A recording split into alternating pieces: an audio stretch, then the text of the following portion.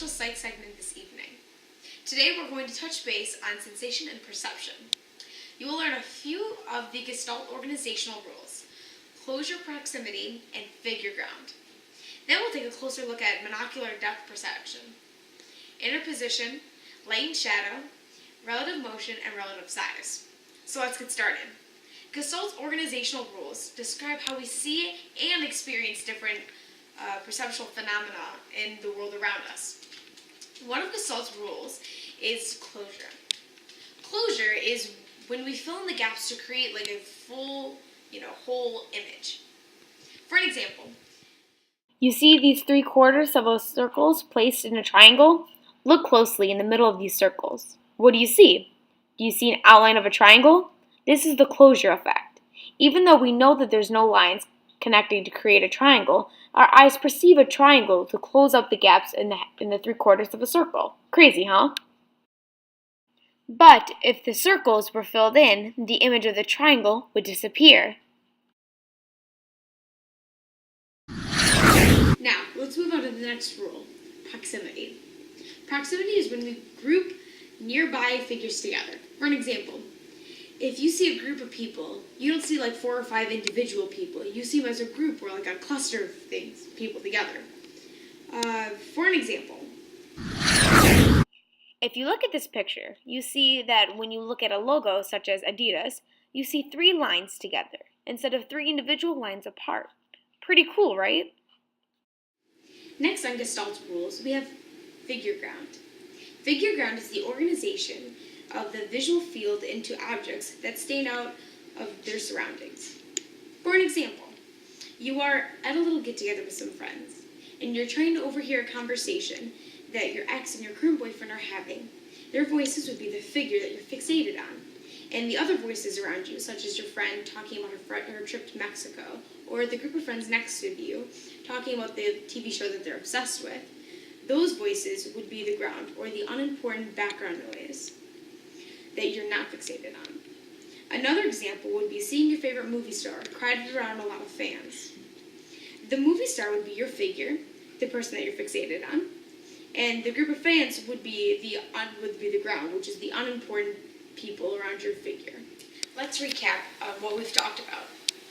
We've talked about what Gestalt's organizational rules and a few of the rules that we've also talked about as well, such as closure, which is filling in the gaps of an object to create a complete and whole object. Proximity, which is grouping nearby figures together.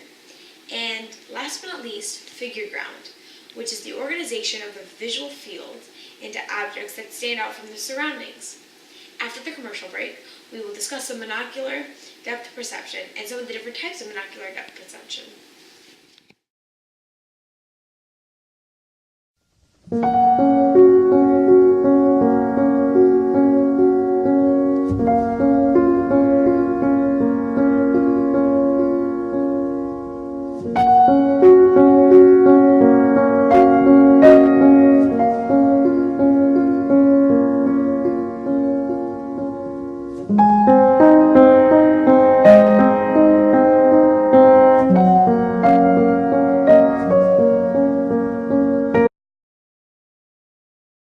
Welcome back.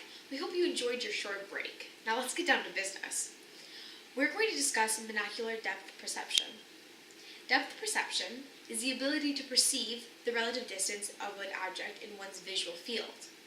Monocular cue is a depth perception cue that can be perceived with one eye.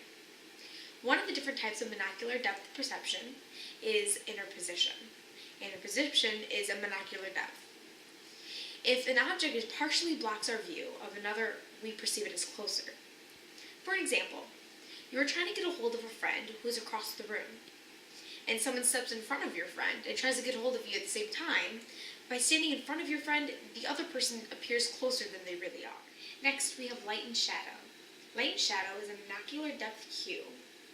Nearby objects reflect more to the light of our eyes. This given 2 identical objects, the dimmer one seems further away. For an example, on your screen, you see a ball rolling in a diagonal line. No big deal, right? Well, what if we shifted the shadow on the ball, but still kept it rolling in a diagonal line? Make a big difference? What do you see? A ball rolling in a diagonal, or a ball being thrown in a diagonal line? Freaky, right? The way a shadow is portrayed on an object affects how our eye perceives the light and color of an object. Take these two boxes for an example. Which of these boxes are darker in color? Figured it out? Well, what if we asked you the same question, but put a line in between these two boxes? Has your answer changed? This is because the shadow in between the two boxes showed that the top one is more gradient than the bottom one, making it appear lighter than the top box. Then we have relative motion. Relative motion is a monocular depth perception. As we move, objects that are actually stable may appear to move.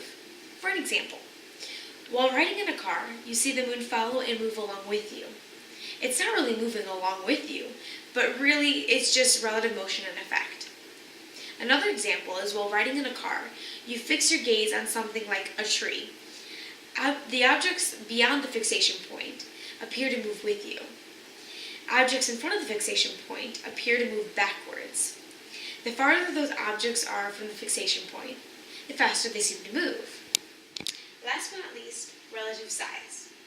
Relative size is a monocular depth cue. If we assume two objects are similar in size, most people perceive the one that casts a smaller retinal image as further away. For an example, look at these two chairs. Which of these chairs do you think is taller? Got your answer? Let's take a look. If we put these two chairs side by side, you can tell that the chair that was further away is actually taller. That's how relative size works. Your eye perceives that the taller chair is the same size as the other chair because it casts a smaller retinal image. Now let's recap on everything that we've learned today. We've learned what monocular depth perception is, as well as different types of monocular depth perception, such as interposition, which is if one of the objects partially blocks our view of another, we perceive it as closer. Light and shadow. Nearby objects reflect more light to our eyes, thus giving two identical objects, the dimmer one seems further away. And relative motion, which is as we move, objects that are actually stable may appear to move. And last but not least, relative size, which is if we assume two objects are similar in size, most people perceive the one that casts the smaller retinal image is further away. In the beginning of the segment, we discussed Gestalt's organizational rule, and a few of the rules such as closure, proximity, and figure ground.